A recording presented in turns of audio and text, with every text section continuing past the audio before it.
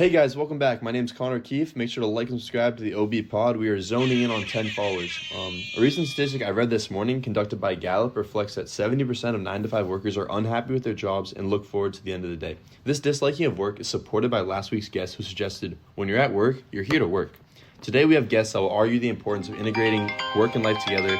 We will start off with a caller and his opinion on the subject matter. Hey Tucker, what's up? Hey, how's it going, fellas? This is Tucker Lawrence, the 15th. I had a couple words about your integrating work and lifestyle there. I'm not 100% on board. My question is, why would I go into the office and waste time when I should be going there to get my work done more quickly and go home to whom I'm providing for and working for? All right, I'll leave y'all to it. All right, Tucker, that's a great point. We'd now like to introduce our first researcher, Michael. Yes, so the belief in the past has always been around the idea of work-life balance. Separating the work from the fun leads to more work efficiency. However, this newer idea of fostering enjoyment in the office is proving effective. So there was this study of 234 millennials in the hospitality industry, so think hotels and travel agencies. And this study was done by PhD students and a professor at Kansas State. And what they found was that having a good attitude towards workplace fun leads to more enjoyment in the workplace, and in turn, more enjoyment in the workplace leads to higher job satisfaction, task performance, and interpersonal behaviors. Wow, that's fantastic. It seems like the workplace definitely has potential to be positively integrated into our lives if company engagement is prioritized. Do you have a couple examples that we can talk about to enhance the culture? Yeah, so this study calls for employers in the industry to include social-oriented activities and integrate their jobs into their lives more, but I'll leave that up for Ted, who will touch on that subject more. That is fantastic. Yeah, we are now going to call on one of our viewers who feels passionate about integrating the workplace with day-to-day life onto the pod due to their personal experience. We have Ted Madden here. Hey, Ted, how's it going? I'm great. Thanks for having me.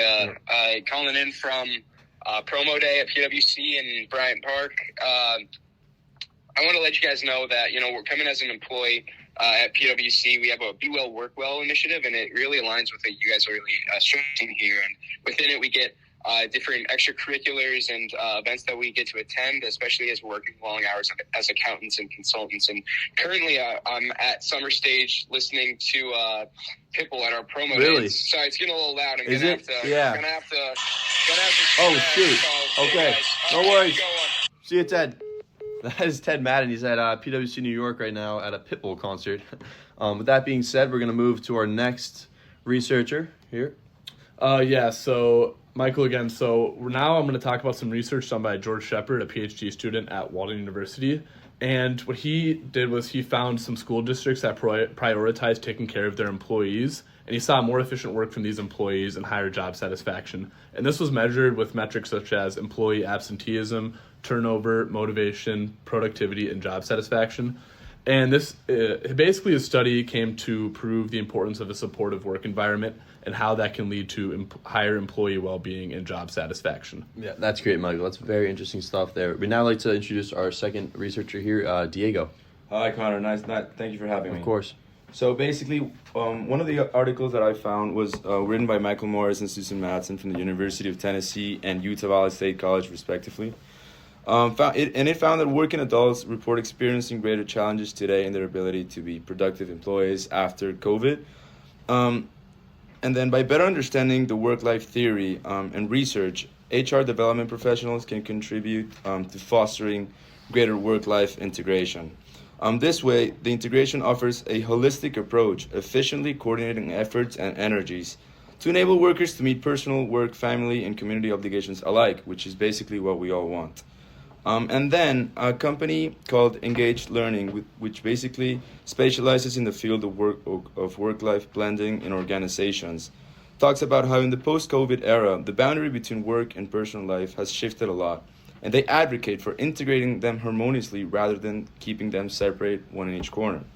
In other words, the key lies in a flexible work-life blend where time, energy, and attention are not strictly allocated in one place, but well spread out. This approach follows for an example in which we can adjust for less work one day and then we can work the next day even more. That's great. That's fantastic. We'd now like to conclude for the audience with a practical suggestion, which is offering the opportunity for people to leave the office if they want to and make up for it another time. Ask to further support people in their efforts and make a more seamless gap between work and personal life. To conclude, we heard from three great guests, and we ultimately suggested that the integration of work will not only boost productivity, but is extremely attainable.